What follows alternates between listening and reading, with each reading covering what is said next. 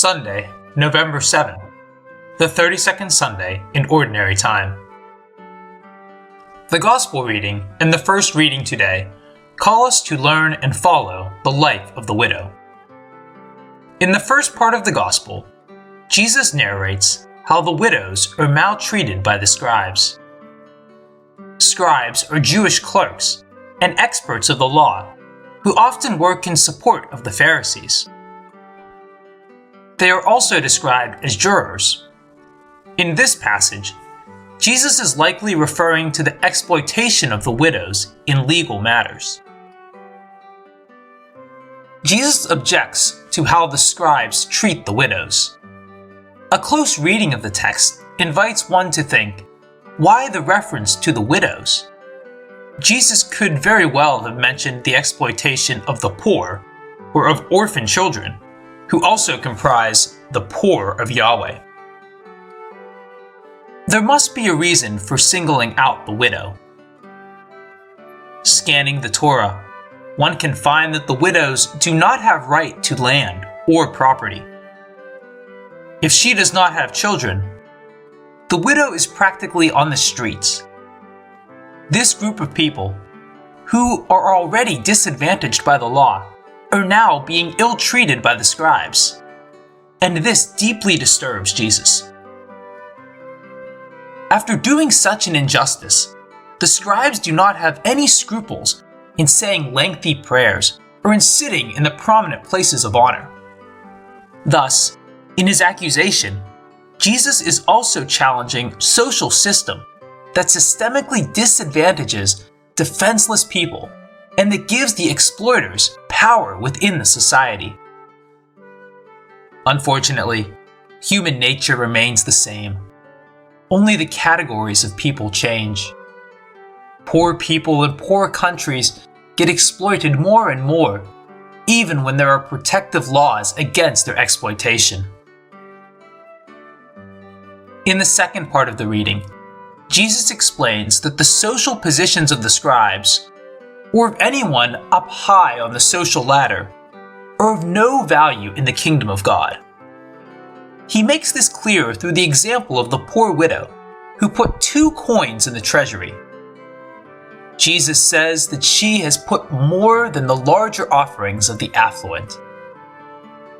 Jesus indicates that it is love and trust that are measured in the divine world, not the monetary amounts. It is not the quantity of things we offer, but the quality of trust that one places in God that makes one righteous in His sight. Jesus also uses the same measuring standards for time in the parable of the workers in the vineyard. It is not the length of time that matters in the church, but the devotion with which one undertakes the service of the kingdom that matters in heavenly standards. The one who works for 1 hour and the one who works for 8 hours get the same reward under this measuring standard because they are measured by quality rather than the quantity of their time. To understand the meaning of 2 coins, we need to analyze human behavior very closely. When you go to church, suppose that you have 2 $10 bills. As the offering bag comes around, what do you put in there? Keep 1 bill with you for emergencies, for bus fare, taxi fare, a snack, a beverage. You might keep it as a reserve for anything that you might require for the rest of the day, and put that other $10 bill into the offering bag. These thoughts that we make in our mind before making the offering are the exercise of choice, of freedom. After going through all these thoughts, do we choose to put both $10 bills into the offering? Now, we can realize the greatness of the widow. She was not making an unconscious, spontaneous offering. Rather, she was making a choice, a conscious offering, indicating that she knew that she had nothing more left with her. Yet, she still chose to offer everything, trusting in God. She trusts that the Lord will give her what she needs for the rest of that day, for the rest of her life. The devotion with which she offered is an example of the faith of which Jesus speaks. Faith is not about spontaneity or ignorant trust, but a discerned, well thought out decision of life.